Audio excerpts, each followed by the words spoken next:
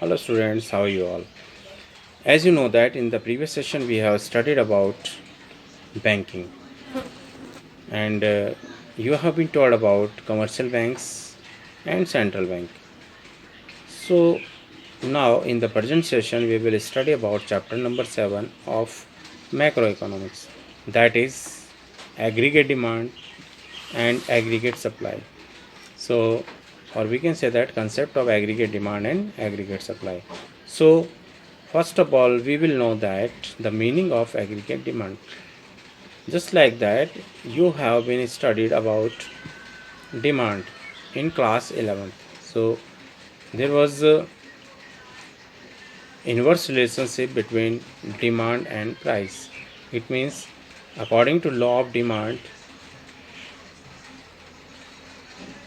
it is stated that there is an inverse relationship between demand and price. It means when the price of the commodity increases in the market, so quantity demand will be decreases, and when the price decreases, then the quantity demand will be increases. So now today we will study about aggregate demand. So aggregate demand means sum total of demand.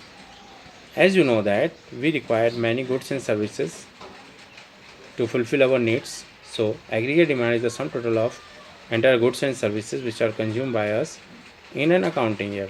So that is called aggregate demand. So we will know about the components of aggregate demand. So in the fourth sector economy, and we can compare aggregate demand, and we can find out aggregate demand in two sector economy.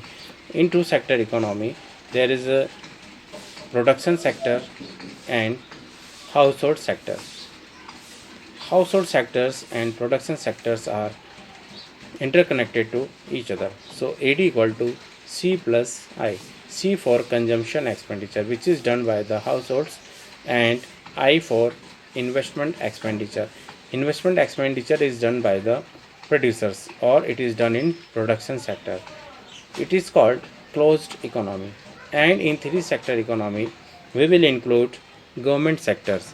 So AD equal to C plus I plus G. C for consumption expenditure done by the households, and I for investment expenditure done by the producers or production sector, and G for government sector. So in three sector economy, there is a formula of aggregate demand, that is C plus I plus G.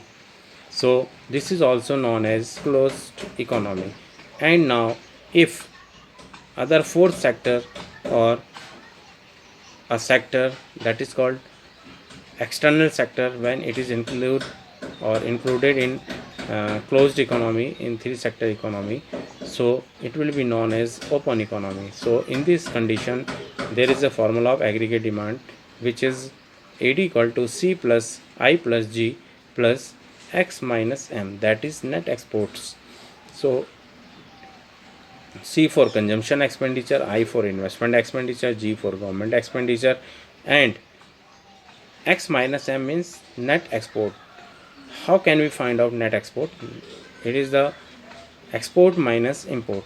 So when four sectors are connected to each other, so it is known as external or open economy.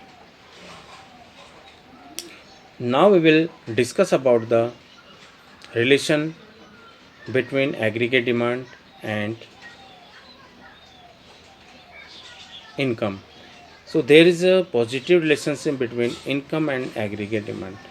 When income increases, aggregate demand also increases, and when income decreases, so aggregate demand also decreases. So there is a positive relationship between aggregate demand and income. But with the price level, there is a negative relationship. When the price of the commodity decreased, so aggregate demand also decreased.